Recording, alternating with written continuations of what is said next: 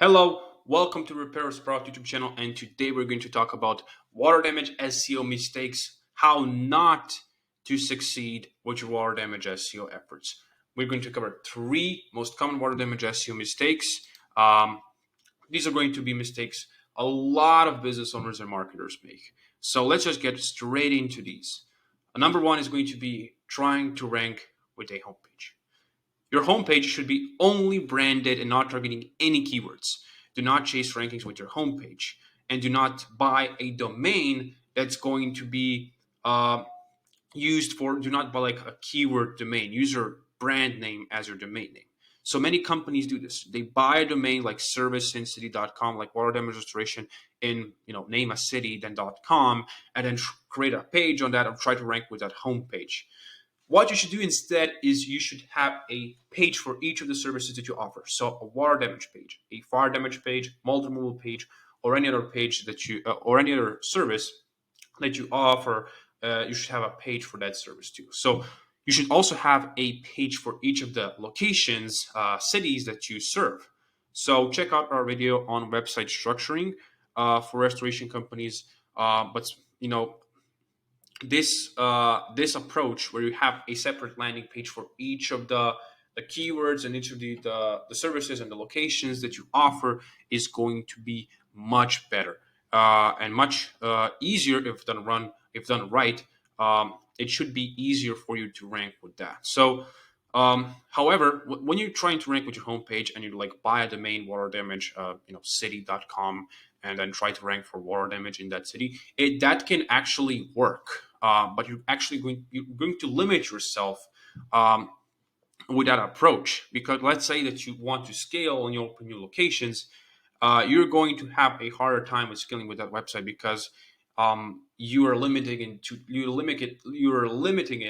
to just one location with your homepage, because you've already optimized that page for just one city. Or and now we want to add another city that you're serving to that website. It's going to be harder to rank than if you just done this from the start. You have a branded homepage, and then you just add city pages that you serve as you expand and as you grow, and having each of the services and their separate pages.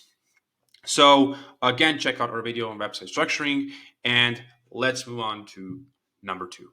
Number two mistake is I'll just wait it out.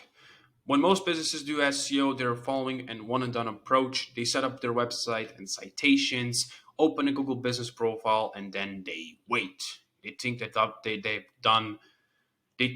done everything, and then they just wait because they assume, okay, now Google will rank me. My website is good enough. This approach is wrong. Letting Google take care of everything is a huge time waster.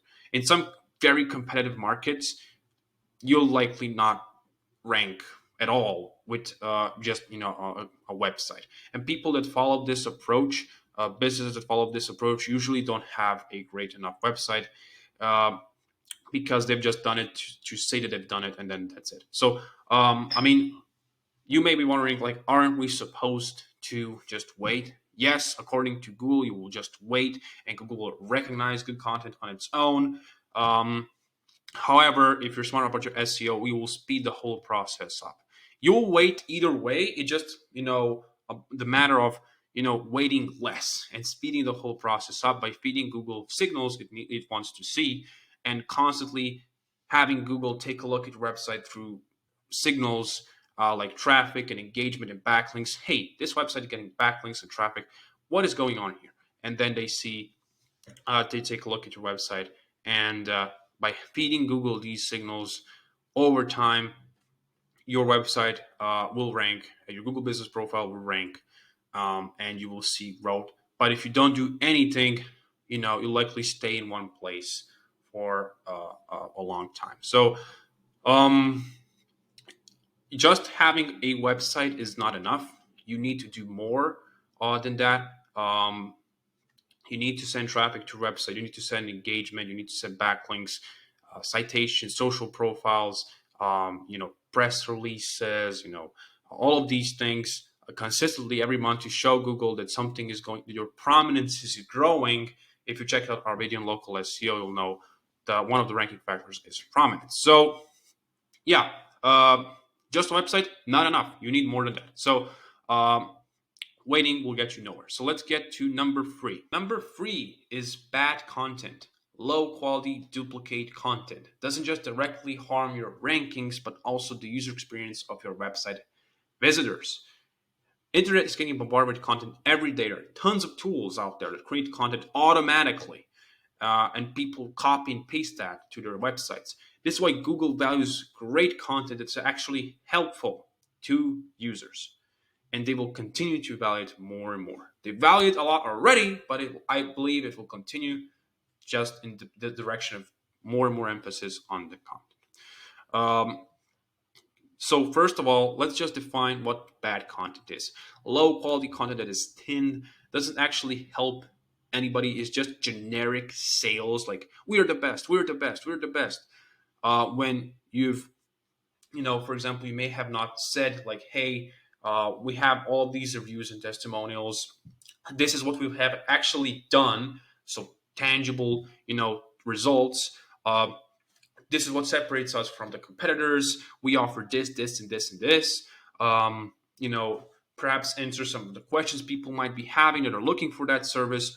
All of these things can help your content be more helpful to anybody that reads it. So, also, duplicate content, if you just copy paste content across your pages, it may even lead to your pages not being indexed at all, meaning that Google will not display it on in any search results for any keyword, because it doesn't see it valuable enough. So this is for low quality duplicate content, or thin content, pages with just 100 words or 200 words.